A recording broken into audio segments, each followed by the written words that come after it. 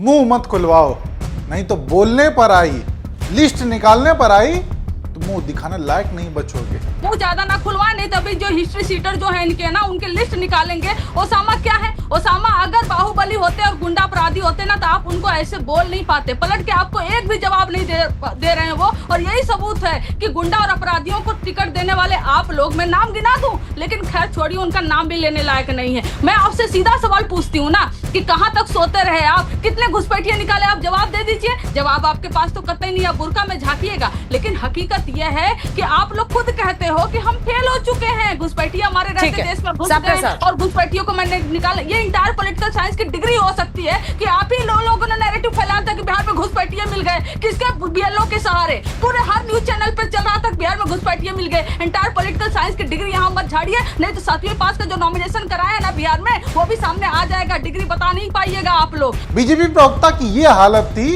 कि डिबेट में मरहम वाला स्प्रे लेकर बैठे हुए थे।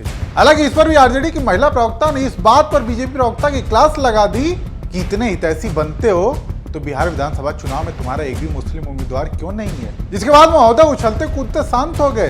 शहजाद जी से आपने सवाल पूछा कि बीजेपी ने एक भी मुस्लिम कैंडिडेट नहीं दिया, लेकिन उन्होंने नहीं जवाब दिया। ये यहाँ पर बीजेपी में मुसलमान बस झंडू बाम लगाने के लिए होते हैं, मरहम लगाने के लिए होते हैं, वही लेकर शहजाद जी बैठे हुए हैं। अगली बार ना पट्टी भी लेकर बैठिएगा, ज्यादा चोट लगेगी तो उसकी भी जरूरत पड़ेगी, बुला लेंगे आपको।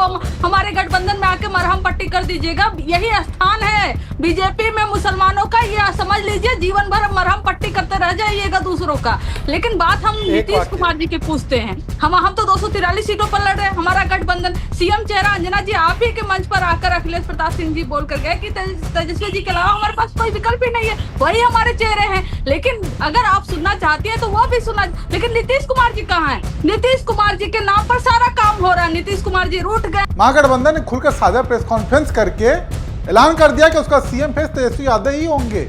इसके बावजूद गोदी मीडिया अपना एजेंडा चलाने से बाज नहीं आ रहा। जबकि ठीक यही सवाल एनडीए से, अमित शाह से होना चाहिए कि क्या दिक्कत है सीएम फेस का ऐलान करने में।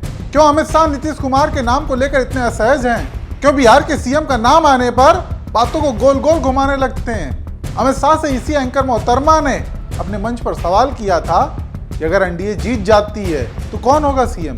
ऐसे में अमित शाह का जवाब सुनिए।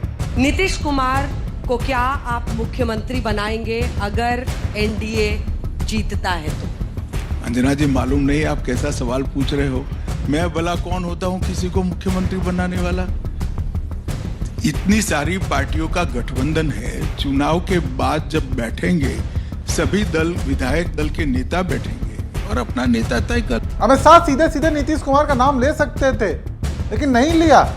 इसके बावजूद गोदी मीडिया में आज इतनी हिम्मत नहीं है कि बीजेपी नेताओं से ये सवाल कर सके कि आखिर क्यों सीएम फेस को लेकर बीजेपी में, एनडीए में इतना घमासान मचा हुआ है। जब आप समझते हो कि बिहार को आप समझ गए हो, तब बिहार आपको झटका देता है।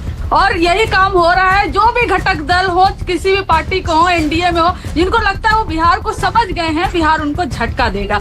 और दूसरा अहम बात, आपने अभी सुना बीजेपी के प्रवक्ता क्या कह रहे हैं? जहां जहां हमने मुख्यमंत्री चेहरा घोषित कर दिया था हम हार गए, जहां नहीं किया था वो जीत गए। और कुछ समय पहले तक यही लोग कहते थे कि नीतीश कुमार जी तुरुक का इक्का है, मतलब वो जिधर रहेंगे जीत उधर होगी। अभी अनुप्रिया जी भी इस पे कहेंगी कि नीतीश कुमार जी जहां रहेंगे सरकार वहां बनेगी, नीतीश कुमार जी जहां रहेंगे वो पार्टी जीतेगी। तो यहाँ तो साफ साफ मना कर दिया बीजेपी के प्रवक्ता ने। उन्होंने तो कहा कि हम घोषित कर देंगे तो हम हार जाएंगे। तो कोई यह नहीं पूछता है कि प्रधानमंत्री नरेंद्र मोदी को पहले ही क्यों डिक्लेयर कर दिया कि यही मुख्यमंत्री हो, प्रधानमंत्री होंगे? क्यों नहीं कहते कि सारे सांसद बैठ के, पार्लियामेंट्री बोर्ड बैठ कर ये तय करेगी कि यही प्रधानमंत्री बनेंगे? प्रधानमंत्री के लिए आपका अलग स्टैंड होगा, मुख्यमंत्री के लिए आपका अलग स्टैंड होगा। तो ये तो दोगला स्टैंड है ना, तो वो तो साफ दिख रहा है। वाकई यही बीजेपी पीएम को लेकर नरेंद्र मोदी के नाम का ऐलान हर मंचों से करती थी, लेकिन यहाँ सीएम को लेकर अमित शाह का बयान आता है कि विधायक दल की बैठक होगी तो उसमें पता चलेगा। जबकि नीतीश कुमार को देखें तो आजकल उनकी मानसिक स्थिति थोड़ी सी अजीब लगती है।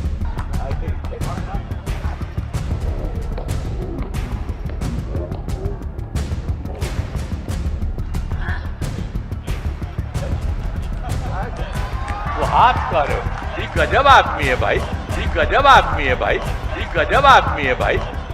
हाथ काहे करते हैं सब लोग? नीतीश कुमार महिला उम्मीदवार को माला पहनाने लगे। ऐसे में संजय झा ने उनका हाथ रोक दिया।